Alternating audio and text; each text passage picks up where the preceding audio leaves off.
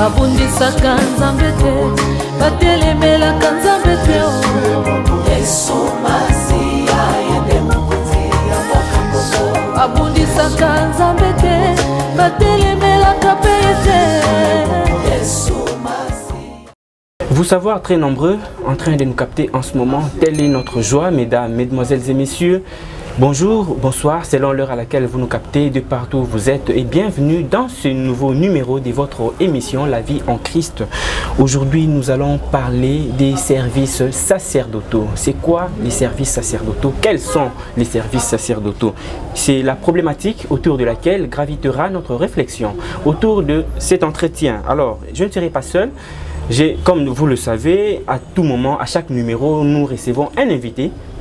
Avec lui, nous essayons un peu d'échanger pour que vous soyez affermis.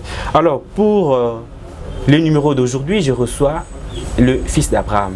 Il est l'habitué de ce plateau, il est l'habitué de cette chaîne, il est notre invité qui vient intervenir quotidiennement. À chaque fois, nous l'appelons, il abandonne toutes ses occupations pour venir édifier le peuple de Dieu. Alors, il est avec moi ici, je lui dis bonjour et bienvenue, fils d'Abraham. Bonjour papa journaliste, merci. Vous allez bien? Par la grâce de Dieu, ça va. Voilà. Avec vous, nous allons parler des services sacerdotaux. Mais avant tout, j'aimerais que nous puissions ouvrir cet entretien par une brève prière. Seigneur, nous te disons merci de vouloir nous réunir encore en ces moments. Merci pour ta grâce, merci pour ta bonté, merci parce que tu as disposé nos téléspectateurs pour nous suivre. Merci parce que tu vas encore disposer un main circulant en ces moments. Au nom de Jésus, nous avons ainsi prié. Amen. Amen. Alors, comme à l'accoutumée, j'aimerais que tous soient beaucoup plus bilingues pour notre faciliter compréhension na ba abonnés, na ba téléspectateurs, na biso au bazo na biso en ce moment. Tozo beta masolo na biso na tina matali service sacerdotaux. Toyo kakango tant to service sacerdotaux, c'est au pluriel. Et au singulier, c'est le service sacerdotal. Quand on a l'église Nabiso, pasteur Balobaka, Batei Balobaka, on a service sacerdotal, on a service sacerdotal, ainsi de suite. Alors j'aimerais que au limbo là vraiment on a beaucoup bignon sur c'est quoi un service sacerdotal ou soit les services sacerdotaux de manière générale. Vraiment, ezali sujet où eza monene makasi. Vi batan na biso to ko expliquer ngonyo sauté, mais toujours linga toujours kaka moi ba flash parce que normalement aussi nga kutanga pe bekritire belé vraiment pour na koluka ko expliquer bato mais dans senga lelo ezalaka le quoi introduction mais na ba jour à venir to continuer parce que izaka mon messanoté ya osalaka émission chaque émission na thème nango soit toko vous appelez ka thème moko to sali juste continuité to ko sala continuité 1 2 3 tiers aussi là parce que netoté ya rappel toté ya thème moko mokolo moko tu vraiment sur un seul thème to ki nango malem na ba partie na sepela ka lelo ezala introduction dans le haut ça juste les premières parties il y a service sacerdotaux comme ça to ça la continuité nango tout à fait bande kubai ki la biso implique que tant tout ça la continuité pour mettre un peu quoi aborder en d'une manière spécifique les autres toujours ngato là ça vraiment ba couleur belé mais après on a tout kundo la penza na ndingo singeli donc poto lo ba service sacerdotal ezali na lingala ba bengi ngo musala ya bonganga musala ya bonganga na temps ya Mobeko na temps ya Moïse Nzambe asengaki ba zwa bato pona musalo wana iza musala ou iza sacré étant ba lobela musala wana iza musalo iza sacré esengaki pe bato bazala sacré donc otoko loba yango wana mais Nzambe tango asengaki Moïse azwa bato wana asengaka ye bana basité pardon bandela non yokan bit tant Nzambe asengi Moïse azwa bato wana asengaki ye bana basité on n'a pas vraiment retenu l'essentiel, c'est comme si elle est Kimambango. Vraiment. Tozo a écriture moro pour le la bique tozo introduire. Tozo c'est juste une introduction. Tozo introduire isa important qui avant to kota na ba tabernacle Tokota na makambo belé parce que ce sont des services sacerdotaux. Avant d'y entrer là, et Zalaki na préambule, il y avait des choses qui s'étaient passées avant. OK, Zapé Kolakisabiso, un service sacerdotal. C'est quoi la chose en question? Je pense que c'est dans Exode chapitre 18. Vous pouvez aussi vérifier, hein? Exode chapitre 18. Kula Sungabiso, Totangango. Et Sungabiso, P, Sungape Bandeko, Bazolanda Biso. Mais quand on peut comprendre, et là, on est toujours le bien. Voilà. Exode chapitre 18, il déclare que Jéthro, le sacrificateur des mendiants, beau-frère de Moïse, beau-père de Moïse, pardon, a pris tout ce que Dieu avait fait en faveur de Moïse et Israël, son peuple. Il a pris que l'Éternel avait fait sortir Israël en Égypte. Si quoi, beau-frère à Moïse, beau-père à Moïse, pardon, aïe kota la Moïse. Tu as vu verset premier, on n'a pas comprendre que non, ils allaient qui beau-père à Moïse, aïe kota la Moïse. Le verset 9, Jéthro s'est réjoui de tout le bien que l'Éternel avait fait à Israël et de ce qu'il avait fait délivrer de la main des Égyptiens. Je pense que bandeko bazo comprendre naza pour écriture moko wana oyo kopesa biso pena introduction ya bien makasi bino pe ba bolanda na ndako bo vérifier ba référence biblique oyo ezo pesama et pas ya fils d'Abraham. Le verset 17, le beau-père de Moïse lui dit: ce que tu fais est bien. Qu'est-ce que tu fais? Le service sacerdotal est bien. Mais yoka siko abige non, tu t'épuiseras toi-même et tu épouseras ce peuple qui est avec toi. Car les choses est au-dessus de tes forces. Tu ne pourras pas y suffire seul. Abike musalo zo sala eza likolo ya ba force na yo okokate ko sala ngo yo moko. Esenga ozo ba toko ba place ngo za na batu oyo bazo sunga yo na musalo wana. C'est très important. Musala ngo ni musala bonganga wana. Vraiment. Parce que musala bonganga ezaki na onga kotumbambika te. Malgré kotumbambika pe to koma nesika wana. To koma pe nesika kotumbambika kozala bien. Yoka sukotanga ebise ke no musala zo sala eza bien. Abani no ko apprécier. Mais ozo minyo ka bisuko. Maintenant, écoute ma voix. Je vais te donner un conseil. Et que Dieu soit avec toi, sois l'interprète du peuple auprès de Dieu et porte les affaires devant Dieu. Enseigne-leur les ordonnances et les lois et fais-leur connaître les chemins qu'ils doivent suivre et ce qu'ils doivent faire. Yoka siko eloko ngo awasko enrôlement et bandi likanisi enrôlement bandi. Vraiment. Abi choisi parmi tout le peuple ces hommes capables. Choisi des hommes capables. Babi des femmes. Maintenant, on va habiller les hommes. Et Achamounene, ça veut dire hommes et femmes. Non mais papa fils d'Abraham. C'est comme si Ozo Lukakara juste une manière il y a exclure Bassi na Katia Moussala Kolo. Bon, ça va. Mais ça a juste un mot tout n'a pas éclaircir bandeko. On comprend tout, continuer verset on comprendre. On comprend que non ils a homme na Achamounene. Pas autant de Bible, autant de Bible. Non, c'est autant la Bible. Au moment où ils a homme na Achamounene. Donc ils balier. OK. Craignant Dieu, des hommes intègres, ennemis de la cupidité, établis-les sur eux comme chef de 1000, chef de 100, chef de 50 et chef de 10. Qu'ils jugent le peuple en tout temps. Moussala Angwan. Les services sacerdotal les bandits. Qu'ils portent devant toi toutes les affaires importantes et qu'ils prononcent eux-mêmes sur les petites causes, allège ta tâche et qu'ils la portent avec toi. Bazo mokumba wana ba memango na yo ensemble. Un travail communautaire. Un travail communautaire. Je ferme ma Bible sur bekiti musoya to tanga musima. Exactement. Ozomona ke nza beau-frère aye, beau-père aye pardon. Il a trouvé que Moïse était en train de travailler. Mais Moïse était en train de travailler seul. Moïse travaillait seul. C'est que tu fais bien. J'aime le beau-père de Moïse, Jéthro. Il a d'abord commencé par louer l'affaire. Il a dit que non, c'est que tu fais bien. Mais ce n'est pas bien, ce n'est pas mien. Abissi est choisi parmi le peuple, pas Libanda est peuple. Les hommes qui sont capables. Les hommes qui sont capables.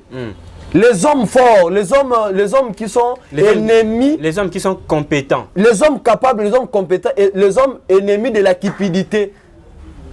Joa bango. Bon, tout le bilan wana fato ke musika parce qu'on a dit qu'aujourd'hui c'est l'introduction. Toko comme appel côté to linga to comme maté to lobelika wana. Vraiment, OK. Donc bato bazozwa, il faut pas zalater bato yo. Lobi a kokene okota studio ke beta musique folklorique to musique ya mokili akoma oteka mabanga ya $2000. Eh. Il faut pas tout il faut pas tout bazala bato baza ennemi ya cupidité bazala d'abord capable et puis bazala ennemi ya cupidité papa. Ce qui mutu wana za capable te ko zoa te ataza kitoko. Yango moni tango Nzambe atindi Samuel akende ko wendre David comme roi. Atako Eliab abimaki azaki ngambe mais Nzambe amonaki te amonaki Eliab azaki capable te. Bande ko luka homme capable. C'est que Moutokos en apparence a bien mais capable de. Tout à fait. Vous comprenez? Moutokos en apparence a bien mais capable de. C'est que comme on intègre na kata mosala Nzambe te. Bazalaka déjà intégré wandakala. Dieu vous choisit intègre déjà. Yangwana Nzambe azobisa Jérémie que depuis que tu étais dans le ventre de ta mère, je te connaissais et je t'avais choisi. Vous comprenez? Bazalaka déjà intègre wandakala. Okoya kotalisa Nzambe oyo yango no tomona ke moto so yango bi beso bakeno si moto za fidèle aza crédible na mama mikete na mama mine na za fidèle. Tout à fait. C'est que bato dozo enrôler bango bato bazo za enrôler na service wana il faut pas na ba critères ba respecter ba normes eza moto ko misa makoko do lobité eza moto yo akoza na posa te a consacrer bato na mafuta azo huile d'olive pour ko abando consacrer na ngo bato. C'est que bato wana faut pas refléter déjà caractère eza logique bango balobi ke ba mafuta wana ko salela ngo ko salela ba mai ko salela ba munga ko salela ba photo eza parmi ba services sacerdotaux. Ayo lingende to comme mais tozo sur la pona toi na posa to éclaircir yo lingende to comme émission o eza pona ko permettre na batu bazala épanoui spirituellement batu bandi maka bindima ndimati batu bazala pe quand même na moi c'est na comprendre ngai siko na comprendre souci na yo lingende to comme wana papa fils d'Abraham to bengi o pona o ya no lande na mituna o. Merci beaucoup, je suis là pour répondre par la grâce de Dieu. Tozo mona ke bande ko lelo na ba église on va pas citer le nom des églises pour qu'on léser la religion mususuté mais quand même tout le monde a kango pasteur après ça ba photo na ye ba comment wala ta na kingo ba comment ko tambola na soit na ba mituka entre autres ça ba service sacerdotaux à travers ba photo wana ba tout mususu le bazo témoigner alobi que non na banda ko bota te par exemple na ju photo ya papa na la tia na kingo na lali na pendant 3 jours ta on a qu'un hôpital na boti sans césarienne tout le monde a ba exemple et ça vraiment ébélé est-ce que ba pratique wana eza ko s'inscrire na katia service sacerdotal to service sacerdotaux de manière générale. Ba pratique wana faisait Nzambe te Nzambe bien ngote que ça soit miracle ko salema Nzambe bien ngote même ba osela ba huile d'olive mafuta et au moins que no bouteille moko to pe flacon moko ya huile libanda peut-être ba teka ngo 2000 mais na katia église ba teka ngo $5. J'avais suivi un pasteur église d'un seul tabernacle de l'Oroni Niwana, je ne sais pas. Fils d'Abraham. À terre, moi chapeau, il s'est dit que nous avons pasteur. Azote quand on peut soutenir vos félins, mais ça, qu'on comprend, bien mal compris. Quand même, ma grande ligne de telle manière que ça déjà. Déjà, j'ai dit que nous avons Nzambe et on va en parler. Toro Belango, Bandérobaï qui a mis son pic au Toro Belango avec des versets à l'appui. Quand les lobos utilisaient l'huile. C'est négliger le Saint-Esprit. C'est saboter le Saint-Esprit. Mais tout le monde est même depuis l'Ancien Testament. Il y a eu l'usage de l'huile. Tout le monde a qui David, Pacola qui est ma fouta. Donc tout le monde a qui, par exemple, les a vraiment ébélés. Bon, tout le monde a qui les a qu'on négligé. N'a pas un exemple Yosu. Tout le monde a qui David Pacola ma fouta. Avant Pacola David ma fouta, tout le monde a qui Bekatote. On a téléspectateur. Si vous m'avez mandé bozwi pe ngombe, bozwi pe ntaba, bozwi pe meme, boye nango botumi mbeka po pakoli mutu mafuta nzambe pa zo agréé bimilinga wana, botumi mbeka. Bino bozwa ka mafuta po ezomona neza moins cher eza facile, bosa elango ebongo meme, ebongo mpati batumbaka na botumba ngo te poanye. Mais ba bi ba tchaka de libonza yango wana déjà. Libonza mnoka mbongo. Eza affront. Libonza mnoka mona. Mais c'est qu'on a quatre églises na tango akala baneko bon. Yana olinga tozongela ngo te po eza biloko moko terre à terre, tozana en introduction.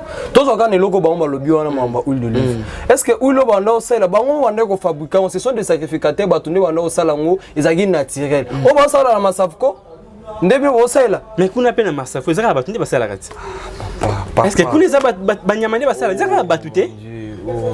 Ou soit kende kana exemple yo linga kana pesa exemple faut pas comprendre vraiment na bibo to kana exemple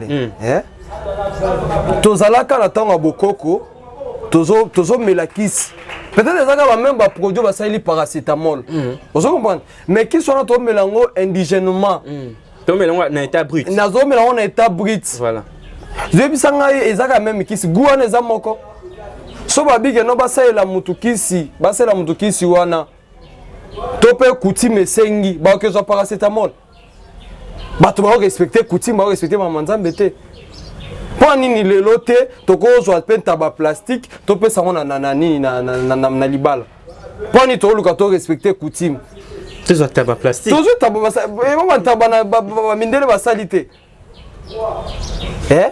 tozo pe nini tozo pe nini makasu yo mindele basali bazonga kana bokoko te ya bokoko eso yo mwande basam libala makasu bakesoma na ata mutavanda na France asoma makasu na France te asoma kaka mbongo ya basombi kaka po eza bokoko ziko bino mama nzambo olinga bokomisa ngo nini bo eza respecté te omona so bolinga basala bongo bazonga pe na makambo na bakoko zonga te OK Yesu tango yaki abongolaki déjà sacerdoce ezaki sous Lévitique te. Vous comprenez? Sacerdoce au Lévitique, voilà Yesu ayaki akomisa ka nzoto na ye. Vous comprenez? Na kati ko Jésus toza na pratique muso ya kosala. C'est il est vrai que babilo muso ezaki na loi, eza ramené awa, eza tozo pratiquer yango. Mais comment ce qu'on pratiquer? C'est ça le problème. Donc je disais que non faut bato na bazala intégrer. Problème nangeza on a pour bato bazala intégrer, bato bazala ennemi ya cupidité. Bazala bato yo bazali capable. Vous comprenez que notre Bible peut être une nuance entre que vous êtes capable, que vous allez intégrer, que vous allez ennemi à cupidité. Vous comprenez? N'est-ce que tant que vous avez établi comme chef, vous comprenez que Moïse c'est Jésus. Moïse a Jésus a enrôlé Batou pour établir comme chef. Na kata mosala na ye. Nazana na révélation en athée. Alors, tant que vous a établi le chef. Batouana mosana bango ezanini batouana mosana bango ezali d'abord ya ko traiter ba problème ya bato ba traiter ba problème ya bato ba traiter mais makambo eza makasi bazonga epa Moïse ba yebisa ye bongo nde sikoyo Moïse tâche na ye ekozala lourdi ekozala makasi te ekozala faible ne akozala akoumela longtemps. Vous comprenez que mosala liboso ezali boso mosala ya ko gérer ba affaire ya peuple même temps on zambe asali tabernacle le tabernacle c'était pour gérer les affaires gérer batuba ya bazwa bolimbisa masumu c'est ça gérer les affaires ya peuple. Donc batu oyo bazo sali la ba photo ba sali la ba huile ba sali la ba mai eza service sacerdotal te eza na juste ba invention ba pratique o batu bango moko ba inventer na kati église de telle manière que ba s'enrichir surtout na monde ya cinéma babengango improvisation. Ce sont des improvisations pour que ba gagner ba mbongo. C'est ça, c'est simple ça. Et ça simple. Tant ba te que longo 2000 tout ça là, aux hommes on a ba consultation pastorale, bazo yana ba 2000 francs, 5000 francs. Et ça ba manipulation mon pire simple pour baler là-bas. Mais donc c'est comme si on remettre en question ba pratique mususu oyo pe sala même na tango ya kala parce que ezaka quand même mafuta wana na tango ya kala dans l'Ancien Testament on a utilisé de l'huile mais les loso basali l'huile au benyango improvisation na kati ya langakolo pour que ba pasteur ba s'enrichir. C'est comme si contradiction ezali ou soit oza tout simplement kaka na moi kanda moko beso na ko s'exprimer bon contre bato nazo bakisa sur le bamsu na yo na lobaki que non lelo ko c'est la huile c'est abolir c'est négliger le Saint-Esprit na bakisa sur le bamsu lelo ko c'est la huile mai mungwa photo ya pasteur c'est affaiblir le nom de Jésus. Comment Jésus est puissant et le comment te bako mélanger nango pour comme moi Jésus et ça mon salate papa comment je c'est un nom puissant ba apôtre ba bikisa ba na comme moi Jésus le lot tam sou miracle biso to lukato salo to comment tam sou miracle ba apôtre ba salate c'est avec le seul nom de Jésus. Mais ce que vous avez le falsifié non vous avez le nom de Jésus. Pourquoi? Pour la efficacité déjà ils ont traversé de l'autre côté. Il n'y a plus rien, le nom de Jésus ne fonctionne plus, ne travaille plus. Il faut base à la base à loi basio il y a Esaïe,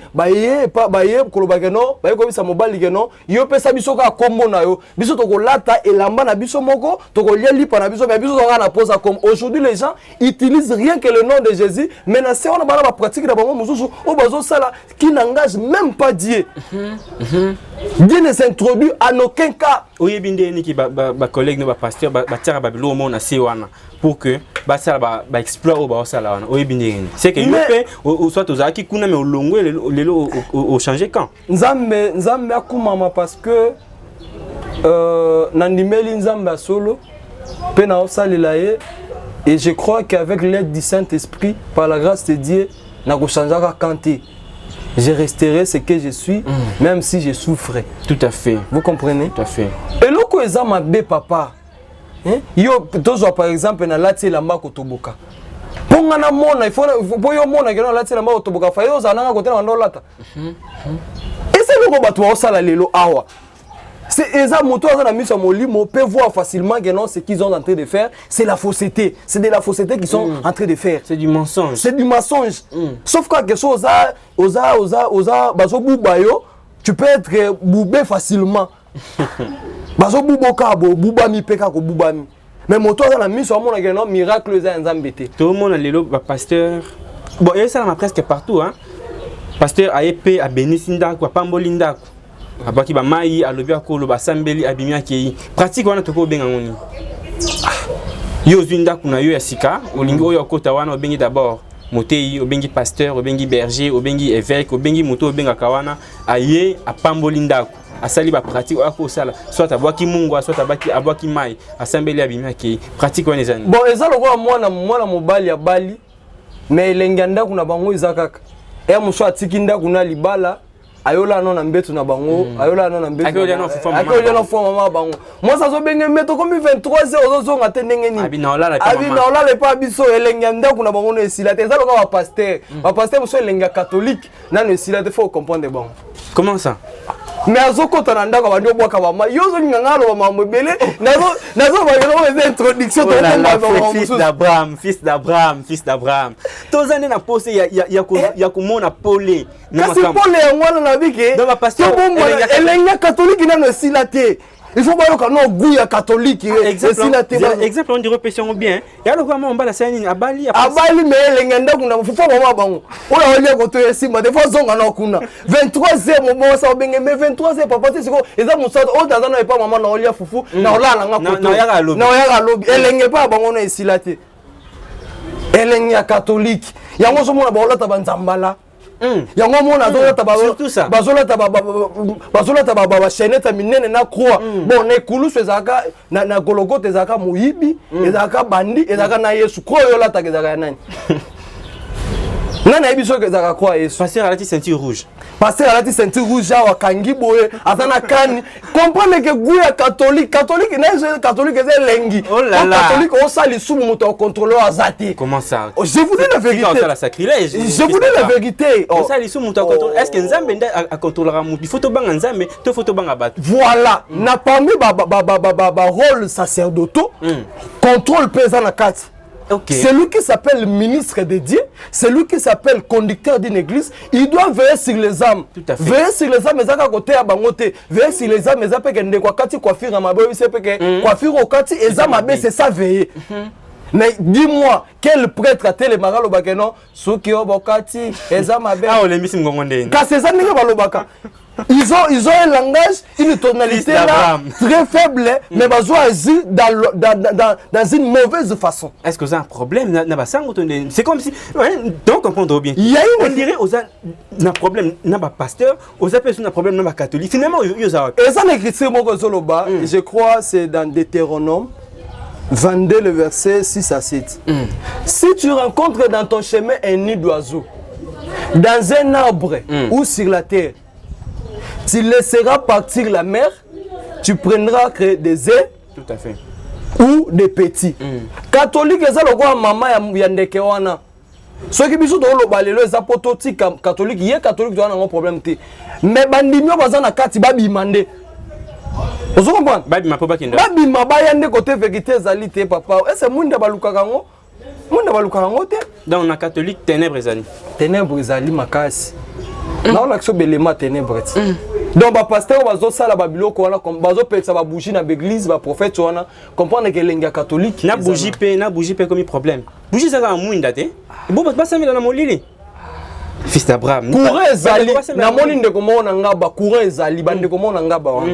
J'ai vu de toza na moni bango na Facebook courant ezali le 31 décembre ba pelisi ba bougie. Cela signifie quoi? So boy maman nzambe te bo vanda to te ya binoti.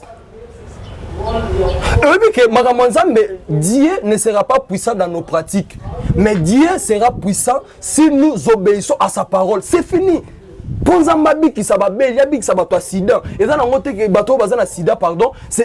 n'est pas nos pratiques qui peut faire en sorte que non, Zamba comme un excité Nzambete.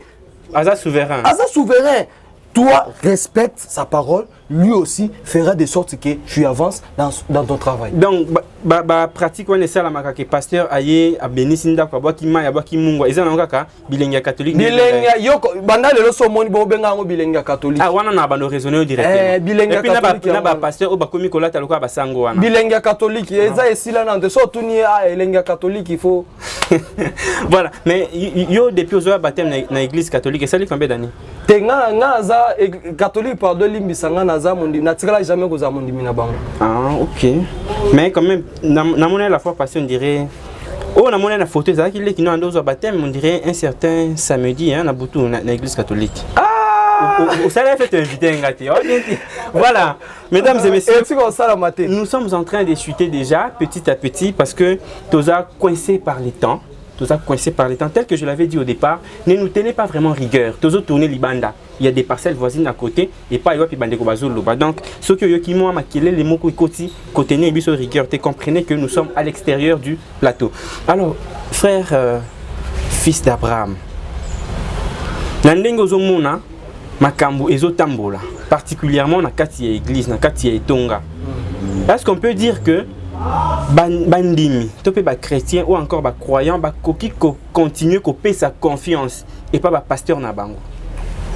Voilà, ngai na zobanza que soko za poso chambongo fier crédibilité banque wana. Si la banque est crédible au chambongo na. C'est de même soko lingo paie sa mutu confiance, banana kotala soko za capable. Soka za intègre, soka za pe ennemi à cupidité. Tu oye bandeni ke muto za intègre parce que on les a qualité moko intrinsèque non, ils ont la katia mutu. Yo oye bangondi. Et on dit souvent que l'apparence est trompeuse. Nalobaki dès le départ que non lumière et bomba na raté. Et j'avais dit que non soki na lati lamba kotoboka, yo po mona ngo izate pour l'attaquer dans mona tout na ndola tayo zalaki. Oko mona omoni tant bana nzambe basambela nzambe pesa ba molimo discernement nzambe so apeso molimo discernement oyo nga na mona pona yo yo moko yebite nga na mona oyo ozala lobi poni pona na molimo wana ya discernement yo kasi tune obenga nga to ya to tourner mission na ya pamba te na ya parce que na yeba oyo ozala lobi. Ah bon? Très bien, na biso yango na miso bato. Comment ça? Bon, c'est une parenthèse hein. Mongolezali ozong ces missions yo kataka parti yo obigende kwa zaka na raison. OK. Donc na réalisation qu'on a bazo immortaliser déjà ba élément là parce que nga naza na lobate que naza Thomas. Hein? Attends ça Thomas yesu pas représenter maboko na ko simbo. Vraiment alobake no tia maboko no awa tia loboko no na mopanzi. Alors en un mot ko lobani que ba pratique wana ozo tambola na photo ya pasteur na kati ya mutuka ozo tambola na eloko boye otiango soit na sia mbetu eza comme eza ba service sacerdotal toko benga eza soit kindoki ezo honorer comme banzambe te. Bon bandeko balinga te to lobela kindoki ba msuba oloba keno kindoki zali magie noire et biso to zone di mango bongo te. Mais problème eza que batu bazo bate liboso nani bango bazali. Bon, na kene na musika te to zwata ko lobela ba biloko wana. Bandeko pe bana posa ba to loto le kaka à chaque temps to lo ba soutenir biso pe ozala bien. Ah wana zo pe ça peut appel directement. Appel directement. Batu ba kansa keno ko soutenir daga $100 $50 te. Mbongo na oka ko solo na journaliste en particulier le ka coûte pas biso te. Ah on ben juste na numéro ça na numéro ça. Biso posa mzo daga ke to ya ka to lexa ka message yo lobike papa journaliste nga solo na yo kaka ta masolo le kaka bu. Vraiment. Ah yepe lo kwaza mo centre na bika bombila nga to ezanga ke ndeko mo wa benga ki alobaki masolo le kaka bu. En tout cas, eza transparence. Donc toza mambe bila oloba mais to nga to loba ka ke pona sujet toza na ngweza munene mais pona ba pratique yo ça beza ba pasteur belé ba ndima ngo biso te. Ako taka mutu ako ndima même risque. Makambo eza na Bible te aluka ko sana nga débat. Vraiment. On eza risque eza lokolo ozoluka tongo bachubaki mutu aza na sida yo po mitobola soko luka osa débat neti makamba boy osa débat na biso boy pona ko chayo ani comment ça osa ngeloko loba osa na argument te. Il y a des gens où va passer la Bible tout le verset biblique parce que yo te arabi so Bible makambo osa la force que trouver na Bible. Bambo ça là, ça se trouve où? Est-ce que makambo nyonso mutu ça le fait aka na kati ya Bible? Frère et fils d'Abraham. Makambo nyonso tangu nani juriste topé avocat zo samba to pas zo juger makambo. Makambo nyonso malobani nyonso sala keza écoute na loi toté. Je pense que je suis clair. Bon, une question et qui est un peu dans le sens il y a mambo to loba. Tangu juriste azo sambi sa procès à se référer na mobeko oui, tonzimi. Mais tant que le pasteur assisi au thé, il y a des gens qui ont été na Facebook. Ils ont pratique biblique. Mais Facebook est balabala yo ebate. Toko zape micro nani toko te na balabala. Ils ont des mots tozo matin to na Facebook. Il y a même d'autres pasteurs à qui été na bus na suka bi que to na orphelinat quelconque. Souvent bozaka na orphelinat. Bah pasteur, besoin d'investir bien. Parce que très souvent, ce pasteur a été, et ça juste une parenthèse, hein, on voit des pasteurs après avoir prêché dans un bus, na suka lobi que non voilà, toza na orphelinat songolo, toza na structure moko songolo, bana wana bazola na balabala, bana wana bazola na mabele, bana wana bazoliate, moi kopa sukali, moi loko boye, asali moi collecte des fonds wana. Et bizarrement en tout cas, donc ngana osenga nzamba limbisa. Franchement, personnellement, j'ai vu na niveau ya victoire. On a rencontré deux camps. Quand il y a un pasteur qui a été côté, de l'autre côté, quand il y a une discussion par rapport à et bizarrement, donc c'est comme si les pasteurs ont planté un système, ont mis en place un système où ils permettent à ceux qui battent zonga kaka na kombo na ya orphelinat parce que babi ke bat baza na moi motema mawa ya kosunga alors qu'en réalité mbongo zo koma na destination te. Voilà, ya on a lo bana habité. On la pratique ça c'est œuvre sacerdotale. Voilà, on a lo ba molimo nzambe na comprendre te, je n'ai jamais fait ça. Mais molimo nzambe e otinda ngana lo bango le lobo. Bandeko ko sala nzambe ko kanga motema eza facilité. Bandeko bozala na motema malamu ko soutenir bato bazo sala nzambe ba kanga motema. Et bazoyi kampiko bazola lanzala bazozangila mbakolata mais bazondima kosela nzamba solo. À des fois nous prions pour des gens qui sont en Europe pour batindelo ata sans fonté. Mais au sambela pona bonyonga ka to nyonga te to sambela pona bambo to yebi intérêt général eza lola. Pour ça na biso eza ba amba bika alors tant to sambela pona bango ça nous dit rien qu'à en Europe. Moutako en Europe, nous sommes des pasteurs, nous sommes comme des docteurs. Yo muto mona otambola bien maintenant na bika diabétique. OK. Yo muto mona poto il y a des fois sur na téléphone j'ai fait 30 minutes, 45 minutes, 1 heure 2 heures de temps en train de parler avec des gens. Muto kanza keno muto na zwa mbongo muto na saka OK. Ngana oyeba ke muto na eta za na ngosiko ezabu. Alors nazoli ngana motiver ka batu ki batu ba osela nzambe na ndenge ya normal. boluka bo soutenir bango bino pe bato boza logique boluka bo soutenir bango. Tout à fait. Donc pour na peuple ndeko soutenir ata la rate que no église wana église munene na ke kotia kuna na sala boy parce que biso pe ba chrétien apparemment tozo ta la mingi apparence hein, tozo ta la mingi apparence. Moi je pense que ça ne vaut pas la peine. Alors je pense qu'on doit chuter parce que ngonga comme vraiment na souka. Oko pe sa numéro de téléphone et puis adresse à l'église rapidement. Voilà, numéro de téléphone est 81 206 10 30 81 206 10 30.